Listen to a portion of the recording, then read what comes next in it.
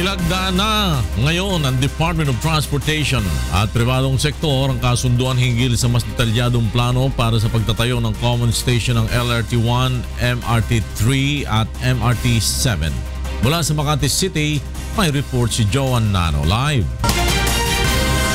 Yes, Joan. Floor, simula nga sa darating na December 2017 ay posibleng simula na ng Department of Transportation ang konstruksyon nitong common station na siya ngang mag-uugnay sa tatlong railway system na ginagamit natin dito sa bansa. Ito yung LRT1, MRT3 at ang MRT7. Katuwang ng Transportation Department sa proyektong ito ang Department of Public Works and Highways, Light Rail Transit Authority, Light Rail Manila Corporation, North Triangle Depot Commercial Corporation at iba pang pribadong sektor. Batay nga sa napagkasunduan, itatayo ang nasabing common station sa pagitan ng Trinoma Mall at SM Annex sa may area yan ng North Avenue, Quezon City. Mayroong tatlong component ang itatayong common station na mag-uugnay sa tatlong railway system. Target nga ng DOTR na matapos ang proyekto pagsapit ng April 2, 2019.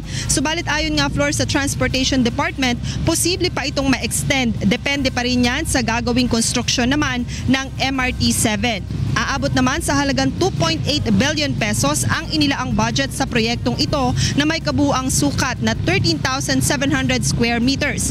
Kapag nakumpleto na ang konstruksyon ng common station, mas magiging madali na para sa mga mananakay ng LRT at MRT ang magpalipat-lipat sa tatlong railway system. Sa pagtayangan ng DOTR, nasa mahigit 400,000 mga commuters ng MRT at LRT ang makikinabang kapag natapos na ang proyekto. Floor, batay nga sa pinirmahang Memorandum of Agreement kanina, ang pansamantalang gagamiting pangalan nitong common station ay Unified Grand Central Station. Pero ayon nga sa DOTR ay posible pa rin niyang magbago depende nga sa mapagkakasunduan at maisasapinal ng mga stakeholders. Floor? Joan Nano, nagulat na live mula sa Makati City.